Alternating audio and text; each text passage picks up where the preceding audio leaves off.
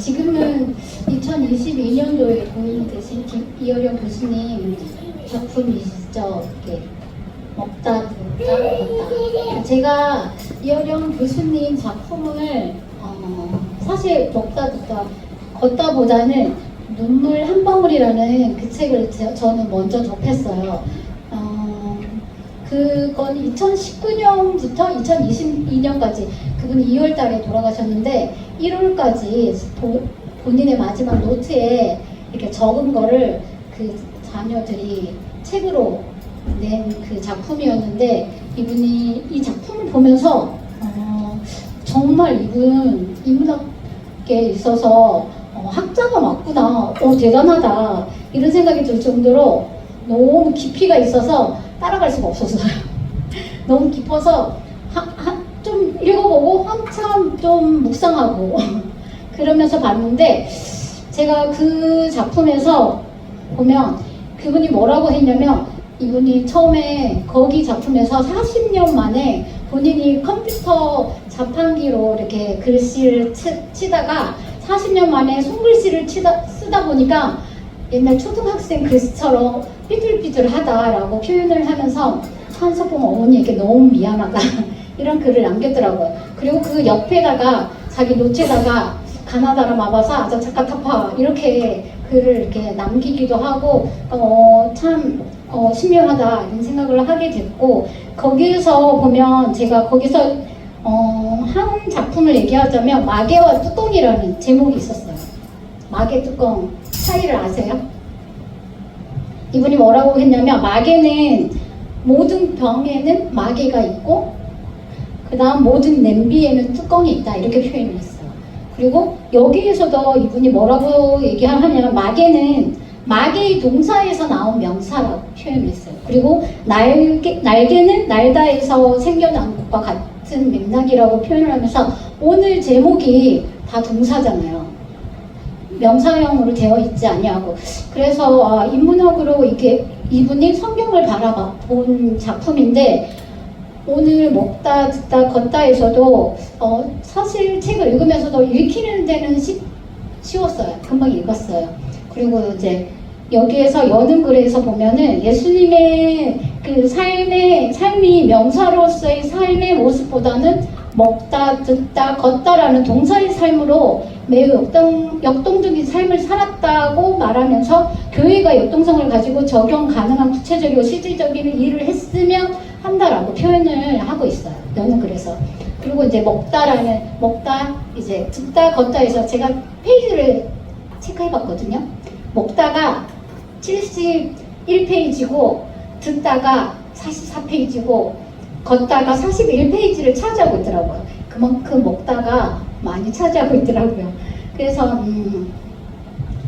여기에서 제가 이제 몇 개 이분이 쓴 글을 읽어드리자면 성경은 선악과를 따먹는 이야기부터 예수님의 최후 만찬 이야기까지 전부 먹는 이야기이며 예수님을 당신 자신을 먹을거리로 내어주셨으며 예수님은 여럿이 자리를 같이 하여서 먹기를 희망하였다라고 책은 기록하고 있는데요.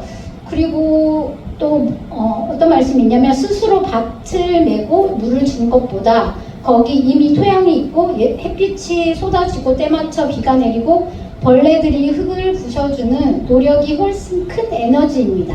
전체 공정을 100으로 보면 인간이 밭에서 일하는 것은 10도 되지 않습니다라고 표현을 하고 있어요. 우리의 노력이 참 크고 많다 이렇게 표현할 수 있는데 하나님이 우리에게 부어주시는 그 은혜는 노력은 그보다 훨씬 크다라고 여기에서 말씀을 하시면서 그렇다 보면 우리가 그걸 생각하면 그게 하나님 앞에 감사함이 마땅하고 하다라는 것이 절대적으로 공감이 되어졌습니다. 저는 감사함은 하나님이 일상의 내 삶 속에서 느껴지게 되면 그게 너무 감사가 계속적으로 되어지면 내 삶이 풍요로워지니 그렇지 않을지라도 내 삶 속의 마음이나 생각이란 모든 것이 풍요로워질 수 있다라는 그런 공감을 하게 되었습니다. 그리고 예수님의 40일 금식 후 첫 번째 시험인 돌을 빵으로 만드셨다고 칩시다. 빈부도 없어지고 배고픈 사람도 없어질 것입니다. 그런데 돌멩이가 새끼를 치나요? 이렇게 표현을 했어요. 결국 죽고 없어질 돌멩이 빵이 아니라 생명의 떡을 주러 오신 예수님이 있습니다. 예수님이 바로 우리가 먹어야 할 하나님의 말씀입니다 라고 이렇게 여기에서 말씀을 해주셨더라고요. 그래서 저는 그냥 이 말씀 읽으면서 요한복음 1장 말씀이 딱 생각나요. 태초에 말씀이 계시니라. 이 말씀이 하나님과 함께 계셨으니 이 말씀은 곧 하나님이시니라.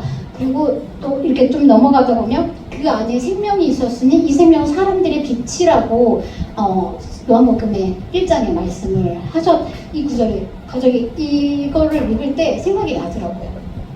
그렇게 제가 먹다 부분은 그렇게 공감을 했고, 그 다음에 듣다 부분에서 이어린 교수님은 듣다에서 이렇게 표현합니다. 보는 것은 내가 보려고 하면 보입니다. 그런데 듣는 것은 들으려고 해도 안 들리고 안 들으려고 해도 들릴 수 있습니다. 돌아서는데 나를 부르면 왜 부르는가 싶어서 돌아봅니다. 돌아보면 소금 기둥이 되어 죽기도 합니다. 듣는 것은 사방에서 자신의 의지와는 상관없이 쏟아지는 세계라고 표현을 했습니다. 그러면서 기도를 설명하면서 보는 것과 듣는 것의 차이를 설명하였고, 그 다음 마르다와 마리아를 통해서 사역과 말씀 사이를 이렇게 설명을 하였습니다. 그리고 엠마오로 가면 두 제자가 예수님과 동행하였지만 눈으로 볼 때는 그들이 한계가 있어서 예수님을 알아보지 못하였는데, 귀로 들어서 진짜 예수님을 만난 말씀을 듣고 귀로 들어서 예수님을 만난 것이며, 예수님을 먹고 그분의 음성을 듣는 것이 먼저이고, 그리고 난 후에는 예수님이 제시하는 길을 걸어가야 된다라는 그런 말씀이 있었습니다. 그리고 이 부분에 대해서 공감이 많이 되었고요. 그 다음 걷다에서 이스라엘의 순례자의 길로 예수님 발자국이라고 합니다. 나사렛에서 가버나움까지 약 65km인데 현재 지형으로는 4일 동안 꾸준히 걸어야 완주할 수 있는 거리라고 합니다. 걷는 행위는 문화 인류학자들이 인간을 짐승과 다른 존재를 여기는 기준이기도 한다고 합니다. 아기는 넘어지고 쓰러지면서도 걷기에 모험을 포기하지 않는 것처럼 걷는 것이 사람이 가지고 있는 부분이라고 여기서 책에서 표현을 했는데, 걷는 자체가 나를 나대게 한다 라는 생각이 들게 해줍니다. 이 책에서는 산티아고를 걷는 순례자의 길, 여러 성인들의 길을 소개했지만 제가 사실 여기에서 가장 남은 글귀 하나는 누군가를 생각하며 걷는 것은 그 사람과 함께 걷는 것입니다 라는 말이 제일 많이 나왔어요. 이렇게 들었어요. 근데 제 하루의 삶을 이렇게 요즘에 삶을 보면서 제가 하루 중 저희가 하루 중에서 자신이 가장 많이 생각하는 것은 무엇인지 한 번쯤 우리도 생각해 보면 좋겠어요. 그리고 나는 아무 생각이 없어. 나 아무 생각 안 하는데 그 생각조차도 저희가 사실은 생각을 하고 있다라는 거죠. 근데 저는 요즘에 사실 걷는 시간이 좀 많아졌어요. 이렇게 걷는 시간이 많아지면서 아무 생각 없이 사는 것 같지만 나도 모르는 사이에 생각지도 못하는 엄청난 양의 생각들을 하고 살아가고 있는 저 자신을 발견했습니다. 그리고 말 그대로 사실 다 쓸데없는 생각들을 생각보다 많이 하고 있더라고요. 그래서 요즘에는 제가 걸으면서 걷는 시간 동안 앱으로 성경을 이제 보면서 이렇게 중얼거리기 시작했어요. 사실 걸으면서. 그러면서 처음에는 앱 한번 보고 이제 가고, 그래서 길을 빨리 가지 못했는데 요즘에는 그 시간들이 이렇게 쌓이다 보니까 성경 말씀을 이렇게 암송하게 되더라고요. 그래서 내가 암송하게 되고, 그러다 보니까 이제 길을 가면서 나무들에게도 내 암송하는 목소리를 하나님 말씀을 들려주는 것 같고, 그 다음에 가면서 꽃들한테도 제 하나님 말씀을 암송을 들려주는 것 같고, 그래서 너무 제가 걸으면서 뭔가 다른 잡생각을 하지 않고 이렇게 하는 게 너무 좋더라고요. 하나님 말씀을 이들에게 내 음성으로 들려준다는 자체가. 그래서 제가 이 글귀가 남았던 것 같아요.